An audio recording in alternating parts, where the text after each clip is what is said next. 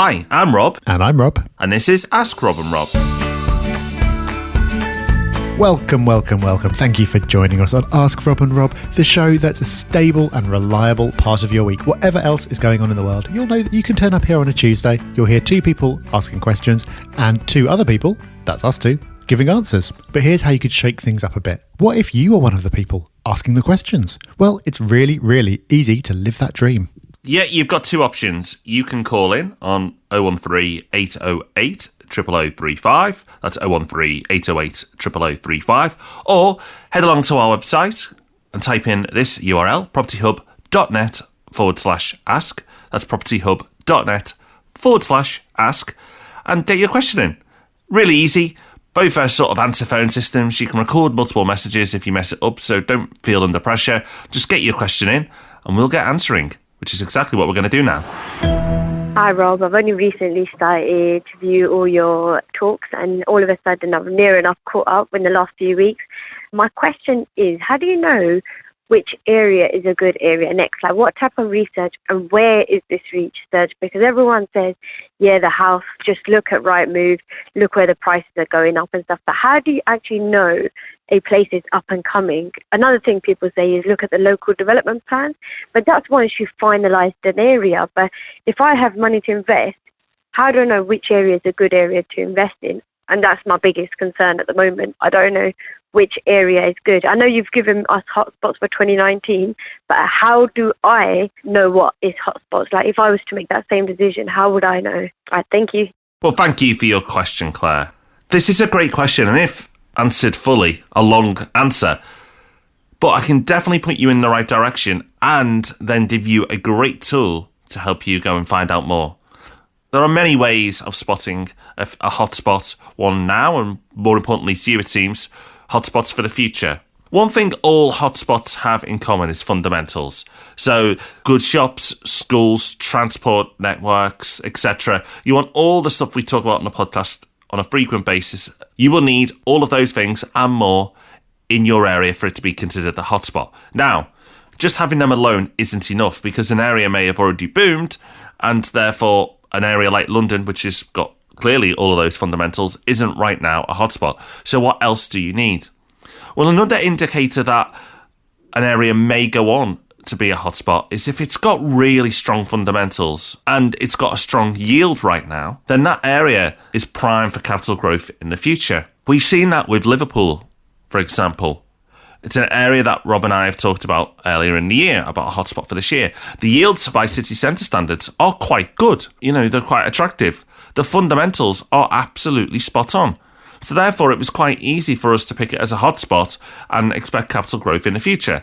Now, that's a simplistic tool that will help you rule out a lot of areas because either the yields are very low or it doesn't have fundamentals. And if it's lacking both, you probably really want to avoid that area.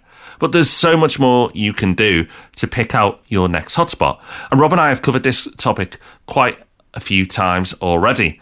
So the tool that you want to be using to dig into subjects like this and any other subject you're interested in is the search bar on our website. They're pretty much on every page, the search bars, but if you want to search podcasts, go to the podcast page, you'll see it there, type it in, let's go for hotspot, and you will find multiple episodes where we've covered the topic of hotspots. In fact, episode 256, we created an episode called How to Spot the Next Property Hotspot Using the Ripple Effect. And so there's plenty of resource out there. So I've given you a real core useful tool. And by digging into some of the resources we've already created, you'll be able to build that knowledge up a lot further until you're confident to pick out hotspots by yourself. All right, that's our first question dispatched. Let's hear who's up next. Hi, guys. I love your podcast and I am halfway through putting a plan together. I've got 400,000 capital, which I need to invest. I'm just looking at plans and I don't know whether to buy properties for 200 or properties for 250 or 300. That's what I'm stuck on, knowing I need to generate an income of about 4,000 a month off the properties. So I know it's crunching figures, but I feel like investing in a 2-bedroom house is going to give me more capital growth than investing in a 200,000 flat, and maybe there's only a difference of a couple of hundred rental income on each a month. That's what I'm stuck on. Thanks. All right, thank you for sending in your question. I'm glad you asked, because this gives a really good opportunity to emphasise a couple of things that I think people tend to miss. When you hear people talking about property and about their portfolios, you'll normally hear people say something like, oh yeah, I've got 2 investment properties. But that in itself doesn't really tell you very much, because the difference between having 2 properties each worth £50,000 and 2 properties each worth £500,000 is absolutely enormous. And the thing is, this isn't just something that people do when they're talking to others about their portfolio. This is a way that they think about their own. We hear from people all the time about their investment goals, and I would say more than 90% of the time, they're targeting a particular number of properties. And really, that doesn't make a lot of sense. I understand why everyone does it, but what really matters is the total capital value of your portfolio, because that total value is what's going to grow over time. And obviously, if the market grows by 10%, 10% of a bigger number is more than 10% of a smaller number. And it's also the amount from which you're going to derive your yield. And that's what matters in this particular case. So you've got 400,000 capital. And say that you use 75% mortgages to get a portfolio of, let's say, round about 1.1 million by the time you've accounted for stamp duty and fees and things like that. I've pulled that number out the air, but it's going to be in that sort of ballpark. Now, how many properties make up that 1.1 million? The answer, it kind of doesn't matter. As a general rule, very, very general, loads and loads of exceptions, the cheaper the property, the higher yield. Now, there are so many exceptions to this, but you would expect a £100,000 house to have a higher yield than a £500,000 house. There will be exceptions, but that's generally the case. So you might want to target the capital value of each property that you buy, depending on whether yield or growth is more important to you. You've said that you're looking for something that's going to give you more capital growth, but then you're also saying that you need to achieve £4,000 a month. Now, to achieve £4,000 a month off 400,000 in capital, you need to be achieving an ROI of 12%. That's just running some basic numbers. And that is pretty high. That's going to be a stretch to do with single let properties, unless you're doing something clever like recycling your capital. So on the one hand, your search for growth might guide you towards more expensive properties. On the other hand, you've got what's quite an aggressive yield target, which is going to take you towards cheaper properties.